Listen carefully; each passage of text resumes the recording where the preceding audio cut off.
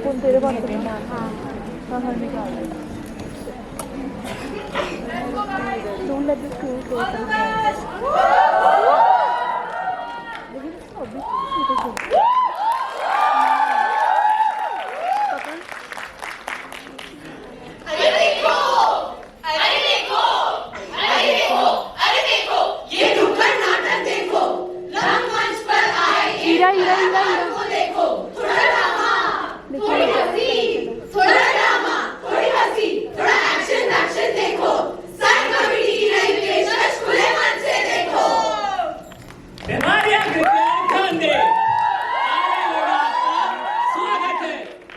अंदर जाने से पहले 4 चीजें याद रख लेना। डॉक्टर का रिकमेंडेशन, सोसाइटी का वैलिडेशन, पेरेंट्स का अप्रूवल और बाकी बीमारियों का consent. Cause consent is important। चला पुढे। जी मैं अनंत बड़ी लेके आया हूँ। Infinity stone.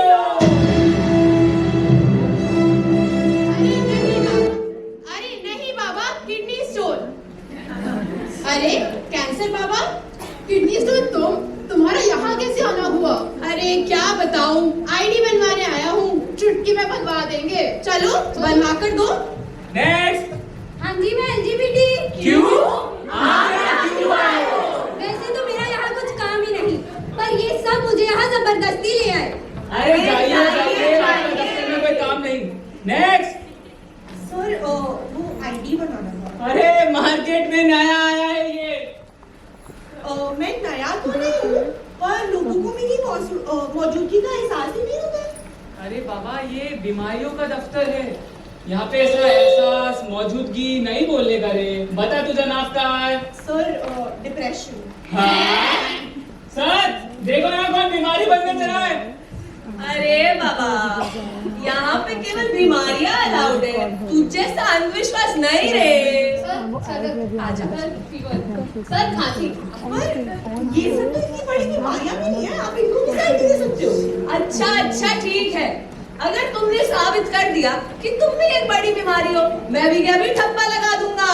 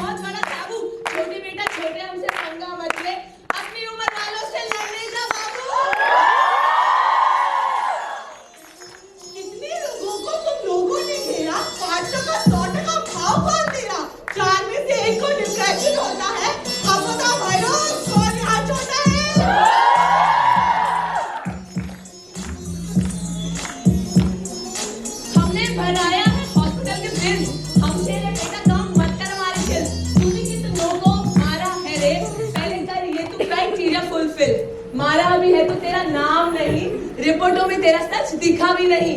काम का तनाव, नहीं था पैसा, झूठा बहाना कोई बोलेगा ऐसा। अब तक नहीं एक चीज, कल ही बीमारी। देखो यहाँ डिप्रेशन बनने चला है, बीमार है। चुप करती गाड़ी आई, मन का सच दिखाने आई, दिल को ये बहलाने आई, चुप करती गाड़ी आई। अरे क्यों बैठे हो अकेले? तुम्हें तो यहाँ कभी नहीं देखा पहले। क्या है तुम्हारा नाम? क्या है तुम्हारा काम? क्यों ठंड में बैठे गुजार रहे हो? मेरा नाम छोड़ो, जाने दो। वैसे भी यहाँ कोई मानने को तैयार ही नहीं है। वैसे आप तो कौन? मैं वो हूँ जो किसी के भी शरीर में बेचैनी पैदा कर सकता हूँ। और मैं वो हूँ जो किसी के भी दिमाग में तनाव पैदा कर सकती हूँ। अरे हमने अभी एक सर्किट ज्वाइन किया है, तुम भी आओ ना हमारे साथ, मिलाओ हमसे हाथ। चुप करती गाड़ी आई, मन का सब्र सिखाने आई, दिल को ये बहला के आई, मन का सब्र देख लो भाई। ये कहानी तो सिर्फ डिप्रेशन की थी, पर उसका क्या जो खुद डिप्रेशन में हो? भैया जी 2 कटिंग दीजिएगा। हाँ जी साहब जी, अभी लो। चलिए देखते हैं आज अखबार में क्या छपा है। क्या WHO के अनुसार भारत दुनिया का 8वां ऐसा देश है जो डिप्रेशन से जूझ रहा है? अरे साहब जी, हमारे देश का नाम कोई रोशन हुआ है का? अंकिता, अंकिता, अंकिता, अंकिता, चल खाना लगा दिया। कहाँ घूम रहती है आजकल? आई डोंट नो माँ, आजकल एक अनईजीनेस सी रहती है, बहुत खाली खाली लगता है, एक थकान सी रहती है माँ। वाह, क्या हुनर है हमारे इस नवाब के, बिना कुछ किए ही थक जाते हैं। अरे अगर ऐसा ही चलता रहा तो लोग क्या कहेंगे? लेकिन सर जी एक बात नहीं समझ आई, ये डिप्रेशन होता क्या है? अरे भाई, जिन्हें डिप्रेशन है उन्हें नहीं पता तो हमें कैसे पता होगा?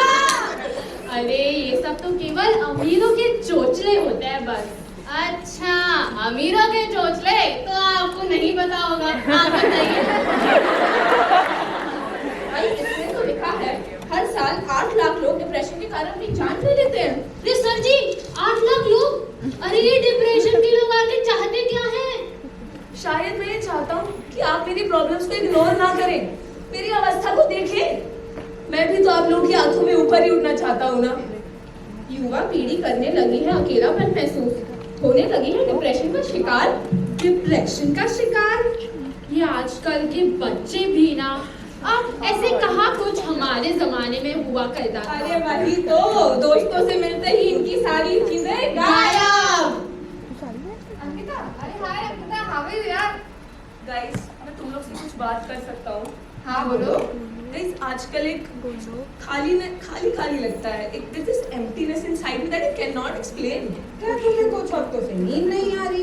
तुमने कई दिनों से खाना तक नहीं खाया और तुम्हें किसी चीज में इंटरेस्ट भी नहीं है। बट तुम लोग को कैसे पता? ओ मेरी देवदास, ये तो हम सबकी कहानी है। सुनो, ये तो बस एक फेज है, फेज। पर तुम्हें पता है लोग तुम्हारे बारे में क्या क्या बातें करते हैं? लेकिन सर जी, किसी की तकलीफों का इस तरह मजाक उड़ाना तो गलत है ना। एक मिनट, अभी अगर ऐसी बेवकूफियां करेंगे तो लोग बात नहीं करेंगे तो और क्या? और अगर अब लोग बात नहीं करेंगे तो फिर ये लोग सुधरेंगे भी कैसे? मैं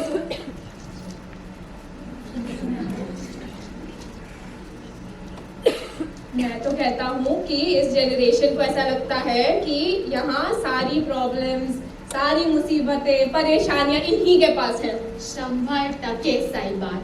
इन्हें तो बस छोटी छोटी बातों का बतंगड़ बनाना आता है। दोस्तों, मैं चाहता हूँ कि आप ये वक्त बस मेरे साथ बिताएं, मेरी बातें सुने। मेरी बातें सुनने के लिए मुझे भी तो केवल एक दोस्त की जरूरत है ना। अच्छा, तो ये समस्या है, अब लोग बतियाते ही नहीं हैं। अब कोई इस समस्या के बारे में बात नहीं करेगा तो लोग जिएंगे कैसे? एक मिनट, बात करनी होती तो कर लेते ना, इसीलिए तो खुद ही से बात करके पगला से जाते हैं।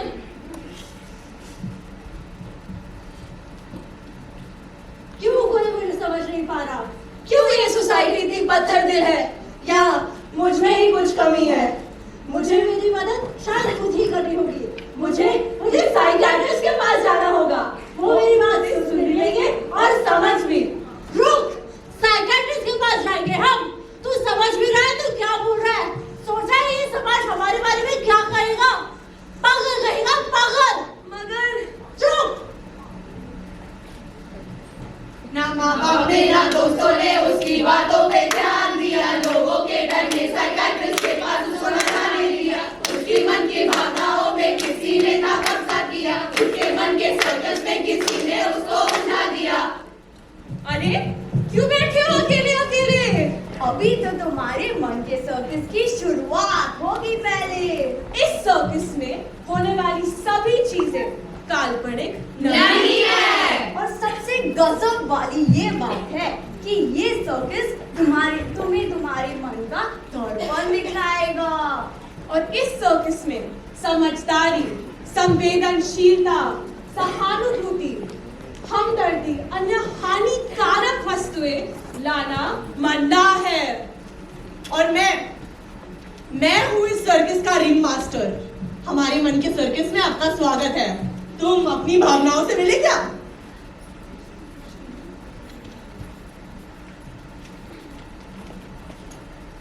अरे इतने दुखी क्यों बैठे हो? ये जीवन तो खुश होने के लिए है ना। कैसे खुश रहेगी वो? वैसे भी कई दिनों से कहाँ उसकी लाइफ में कुछ अच्छा हुआ है। गुस्सा आ रहा है? क्यों? खुद पे घिन आ रही है कि नहीं? तुम्हारी फैमिली क्या कहेगी? तुम्हारे दोस्त तो तुमसे थक चुके हैं। ये समाज क्या कहेगा? तुम्हें डर नहीं लगता? अरे ऐसे सताओ मत उसको, ये जीवन भी तो खुशियों का ढेर है ना।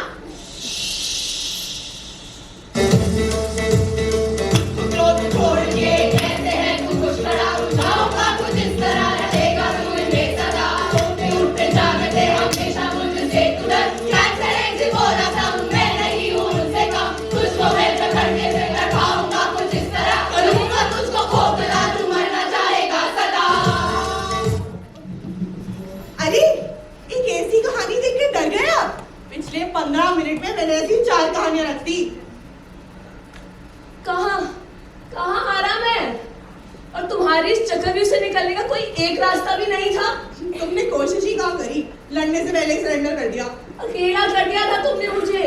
घिन आने लगी थी मुझे खुद पे। अकेला? तुम्हारी फ्रेंड्स, तुम्हारी फैमिली, यहाँ तक पूरा समाज था तुम्हारे साथ। तुम्हारे आते ही अपने भी पराये हो जाते हैं। कोई नहीं बचता, कोई नहीं। एक और था जो तुम्हारी मदद कर सकता था। कौन? साइकियाट्रिस्ट, जिसको लोग पागलों का डॉक्टर बोलते हैं। उसके पास जाकर मैं खुद को पागल करार कर देता। आखिर पढ़ गए ना तुम सोसाइटी के इस चक्रव्यूह में। नहीं सोचा था ना कि कोई मानसिक रोग किसी की जिंदगी में इतनी टर्बुलेंस पैदा कर सकता है, किसी को इतना स्ट्रेस दे सकता है कि वो खुद की जान ले बैठता। जब तक ये सोसाइटी, आप लोग इस अंकिता को नहीं समझाएंगे, तब तक मैं ये जंग यूं ही जीतता रहूंगा। तब तक ये जंग यूं ही जीतता रहेगा। तब तक ये जंग यूं ही जीतता रहेगा। अब इस खेल की आखिरी प्रस्तुति, ये सर्कस जलकर राख हो जाएगा।